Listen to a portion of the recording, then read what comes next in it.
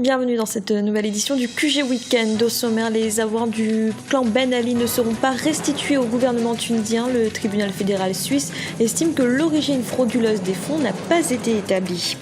Les transactions en forte hausse en Afrique subsaharienne. Entre janvier et fin novembre, plus de 630 opérations de fusion-acquisition ont été enregistrées. Et Djibouti veut obtenir réparation dans l'affaire de la contamination des eaux de son port par des fuites de pétrole. Des procédures ont été engagées contre 3 grandes sociétés pétrolières.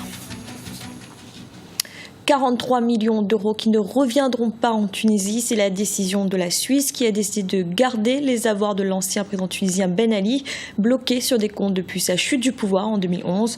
Le tribunal fédéral a en effet estimé que l'origine frauduleuse de ces fonds n'a pas été prouvée. Marina Vanier. Les capitaux placés sous son mandat resteront en Suisse. Les fonds de l'ancien dictateur tunisien Zine El Abidine Ben Ali ne seront pas restitués. Le tribunal fédéral de la Suisse a justifié cette décision par une absence de preuves démontrant l'origine frauduleuse de la somme. Les nouvelles autorités du pays réclament la restitution des fonds à la Tunisie, accusant le clan Ben Ali d'enrichissement illicite.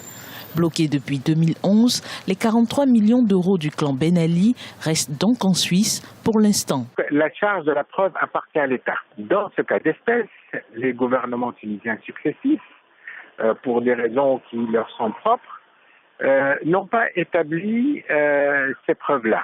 Deuxième question, c'est que ces pays-là, les pays requis, ne peuvent répondre positivement que quand leur responsabilité ne peut pas être mise en cause. Et donc, la position du gouvernement helvétique, elle est très claire. Et le gouvernement helvétique dit « Donnez-moi la preuve et je vous donne l'argent ». Cet arrêt sans appel, le déblocage de l'argent initialement décidé en avril 2014 est annulé.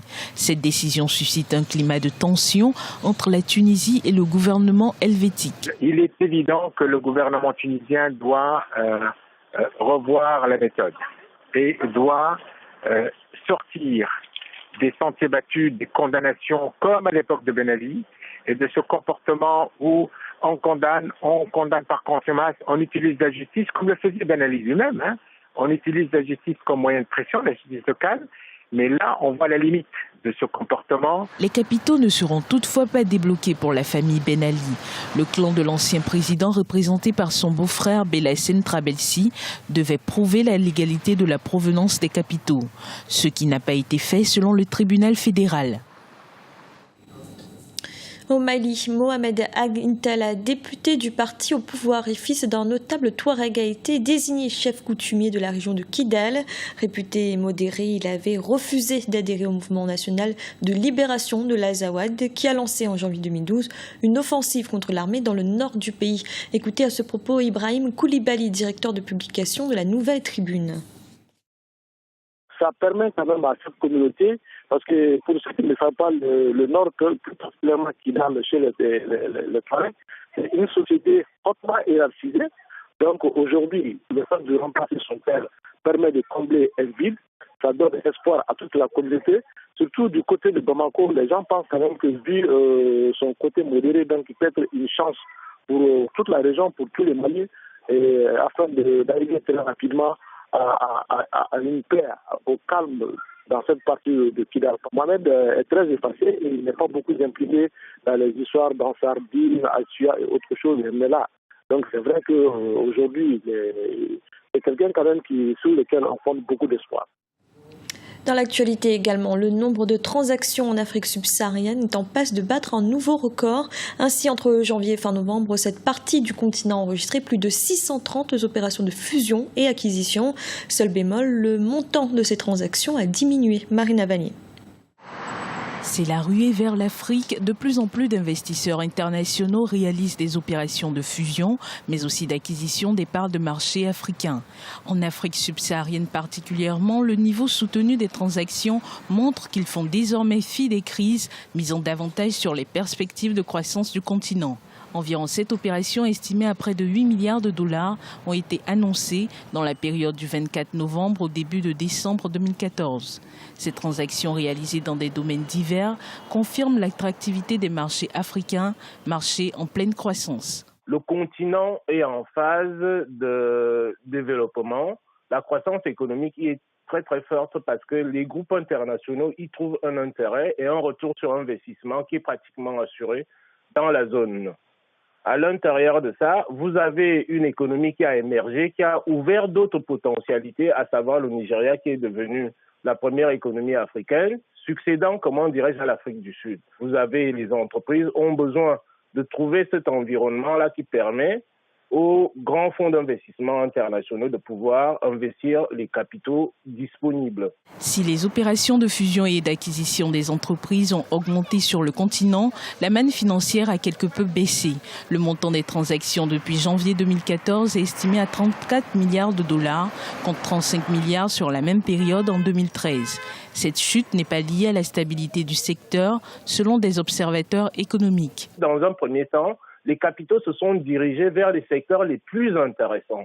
La logique première, qui était la logique des fusions-acquisitions, s'est transformée au fil du temps en une logique plutôt de franchise, c'est-à-dire les investisseurs internationaux ont mis en place un certain nombre de franchises qui ont obligatoirement baissé le volume des investissements sur l'Afrique. Donc, le phénomène n'est pas très très inquiétant pour l'Afrique. Entre janvier et fin novembre 2014, l'Afrique subsaharienne a enregistré 631 opérations de fusion et d'acquisition, soit 10% de plus que l'année dernière. Une hausse est à prévoir pour les années futures sur le continent avec l'amélioration de la stabilité politique. À Djibouti, les autorités ont engagé des poursuites contre les sociétés pétrolières Mobil, Shell et Total, responsables selon elles de la pollution causée au port de Djibouti par des fuites souterraines d'hydrocarbures. Le gouvernement a indiqué qu'il ferait tout pour obtenir l'intégrale réparation du préjudice subi. Aminata Diak. Bras de fer entre le gouvernement djiboutien et des entreprises pétrolières. Les autorités ont engagé une bataille juridique contre les sociétés qui avaient laissé échapper près de 7000 tonnes de pétrole et d'essence il y a 20 ans. La fuite provenait des dépôts de pétrole appartenant à Mobil, Shell et Total. Une zone de 382 000 mètres carrés près du port avait été contaminée. Comme vous voyez, l'huile est là, et il est impératif de trouver un moyen de protéger l'environnement. Sinon, ce sera très mauvais en termes de pollution de la mer pour les activités du port. Donc il faut que nous trouvions une façon de réparer tout cela. Deux des entreprises responsables, Mobil et Shell, ont été achetées par Total et Oil Libya après la fuite. Le gouvernement de Djibouti affirme avoir besoin de quelques 183 millions de dollars pour nettoyer le port, une note que refusent de payer les entreprises. L'Afrique devra hausser le ton contre cette attitude, l'attitude impérialiste. Elle devrait changer de posture vis-à-vis de l'Europe, très désireux d'envoyer nos chefs d'État africains à la Cour pénale internationale. Mais quand ils ont leur propre entreprise qui font ce genre de crimes, ils ne sont pas arrêtés. Donc, cette attitude est inacceptable pour l'Afrique. Le gouvernement a décidé de porter l'affaire devant la Cour internationale d'arbitrage. Selon les écologistes, il est nécessaire que le port de Djibouti soit très vite décontaminé, sinon les effets pourraient être irréversibles à long terme. C'était le journal de la rédaction. Merci de l'avoir suivi. Retrouvez dans un instant une nouvelle édition du QG Weekend.